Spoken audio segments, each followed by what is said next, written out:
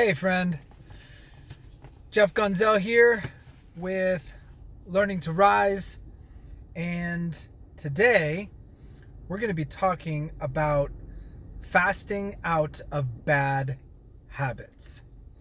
So, something that I have really come to use to slowly wean off of a bad habit, whatever that may be, like literally fill in the blank of the bad habits that for me in my life I have had to wean out, right? And basically crush, like get out of my life is excuse me, is fasting out of it.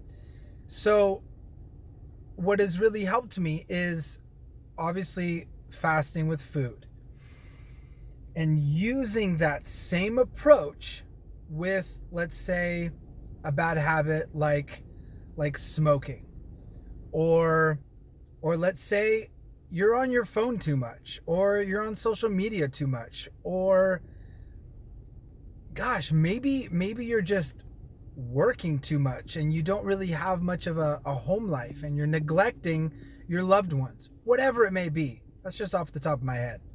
So being able to approach whatever, we'll use smoking. So quitting smoking cold turkey could be really, really hard, right?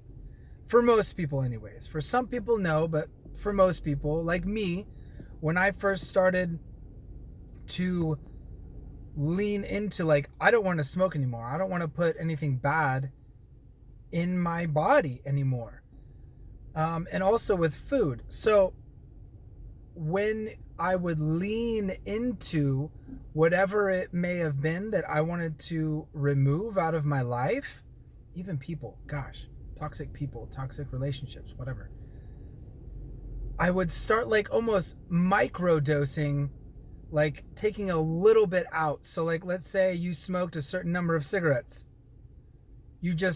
For me, I would start becoming mindful of how much I was smoking, and then subtract one. Excuse me. I actually just had a bunch of ice cream, so treat yourself sometimes. So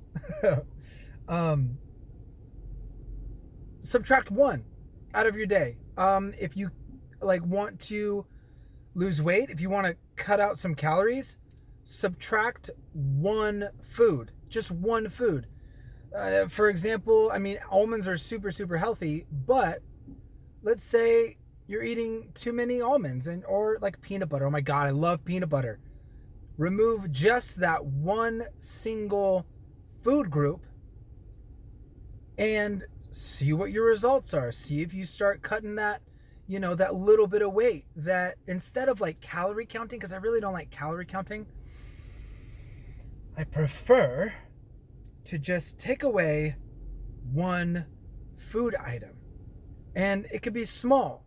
If it's, you always have a breakfast bar in the morning, maybe just cut out that one breakfast bar, like 120 calories, whatever it may be, and just see what happens in a week.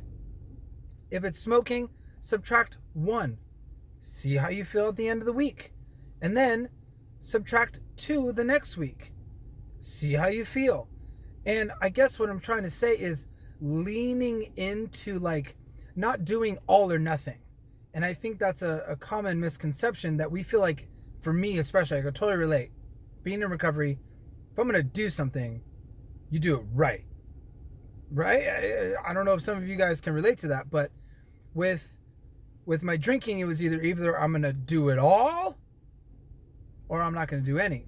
So for me in my recovery, it worked. I needed a ton of help, and it was the hardest thing I've ever had to do, but for me, it worked. I don't know if that works for everybody. I actually don't think it works for everybody.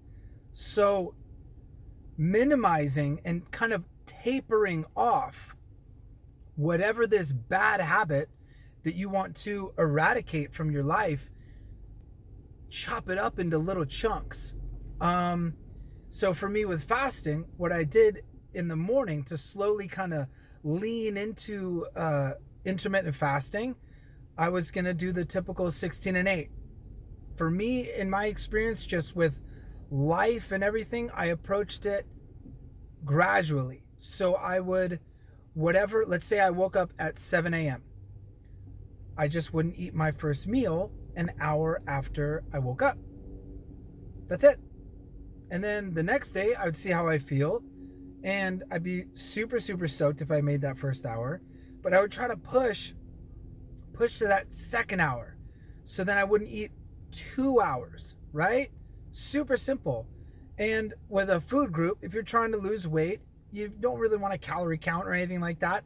Subtract peanut butter from your diet. Subtract ice cream from your diet. You know, just one a day. One little food group, one less cigarette, one less maybe minute if you're playing like video games too much, if you're neglecting a certain relationship, you know, just one more text to say hi, I love you, I'm thinking about you, I hope you're safe, I hope you're healthy, I hope you're doing well. It doesn't need to be that long, but hi.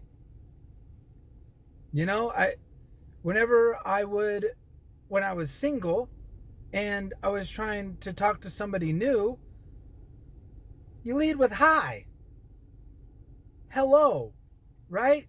Super simple. And I think we overcomplicate things. And for me, again, that all or nothing, like it doesn't always need to be like that. It doesn't need to be like that at all.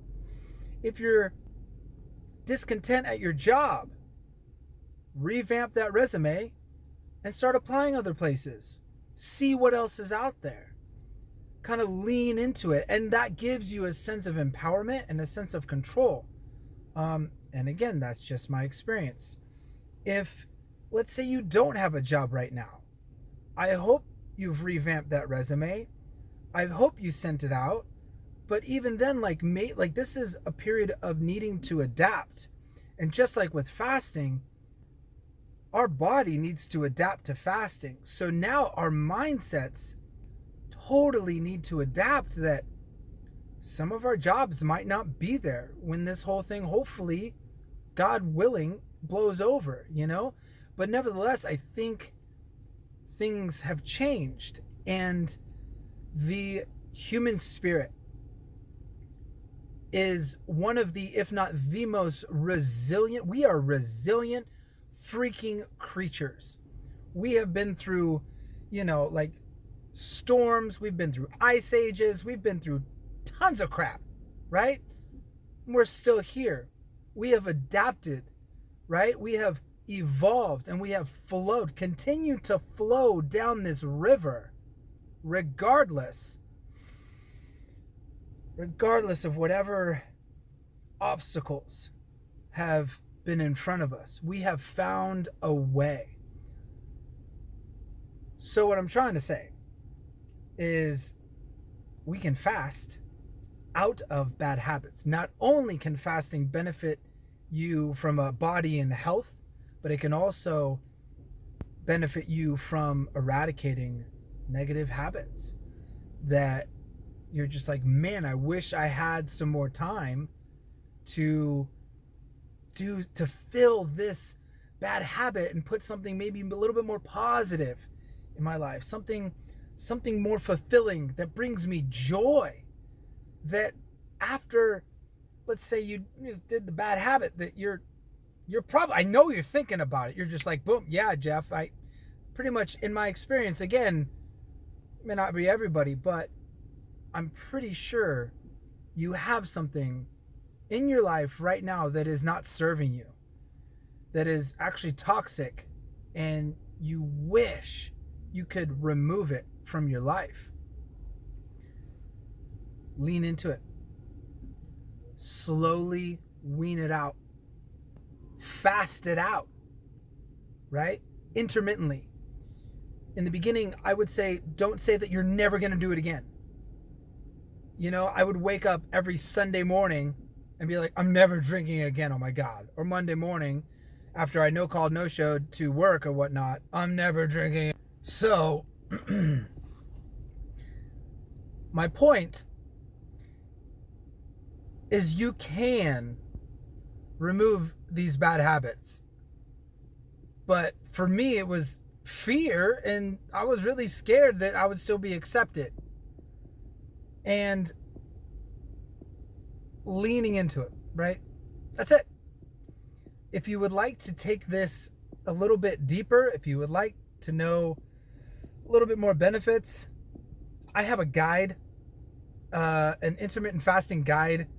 I'm going to put it in the description. It's completely free from me to you. Check it out, download it, read it. I made it super fun to read, easy to read. You can be the best version of yourself right now, and accepting yourself right here, right now, where you're at in this beautiful present moment. You can. And even a cooler question is, what if? What if I did accomplish all those amazing things that I wanted to? What if I removed this toxic relationship from my life? What if I quit smoking? What if I lost that weight I've been trying to? What if, fill in the blank. So again, if you'd like to take this deeper, I have a link at the bottom of this, in the description. Check it out. I love you. Have a beautiful rest of your day, of your week, and I will see you on the flip side. Bye.